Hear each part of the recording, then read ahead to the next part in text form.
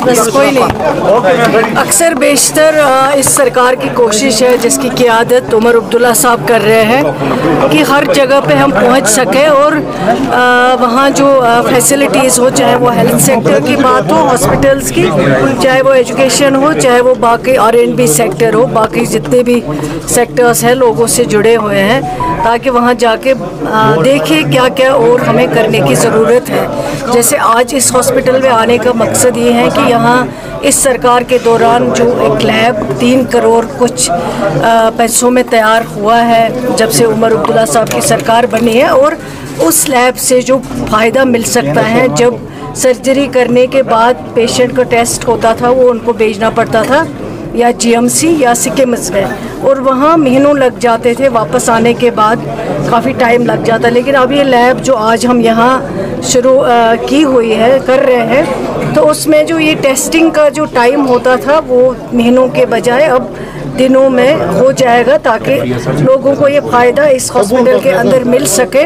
तो यही सरकार की कोशिश है। मैडम, कई हॉस्पिटल्स को नोटिस गया है कि जो गोल्डन कार्ड है वहाँ पे एक्सेप्ट नहीं होता है गोल्डन कार्ड।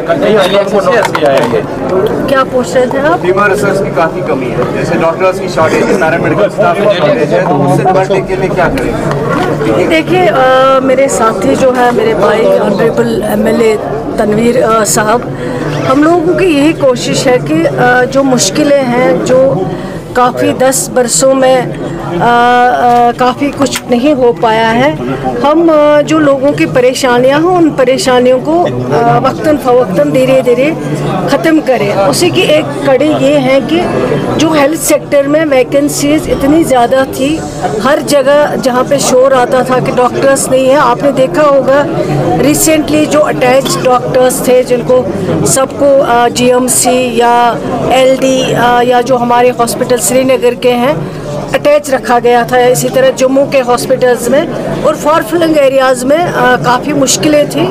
उसके अलावा हमने उनको डिटैच करके जहाँ जहाँ कमियाँ थी वहाँ भेजा है, और 309 डॉक्टर्स जो पहले ऑनरेबल चीफ मिनिस्टर साहब ने जिनके अपॉइंटमेंट ऑर्डर खुद अपने हाथों से दे, और अभी जो है 109 डॉक्टर्स जो और हमने भेजे हैं दूर दराज इलाकों में, ताकि ये डेफिशिएंसी डॉक्टर्स की जो है उसको हम धीरे धीरे ख़त्म कर सकें। और हम इसमें काफ़ी हद तक अभी तक बहुत कुछ कर पाए इन 6-7 महीनों में, लेकिन ये नहीं कहूँगी कि 100% हमने अचीव किया है। आगे बहुत कुछ करने की ज़रूरत है, और हेल्थ सेक्टर जो बहुत इम्पॉर्टेंट सेक्टर है, जिससे सब लोगों की सेहत जुड़ी हुई है, उस सेक्टर में हम ज़्यादा से ज़्यादा कोशिश कर रहे हैं। सबसे पहले जो डॉक्टर्स की कमी है उसको पूरा कर सके।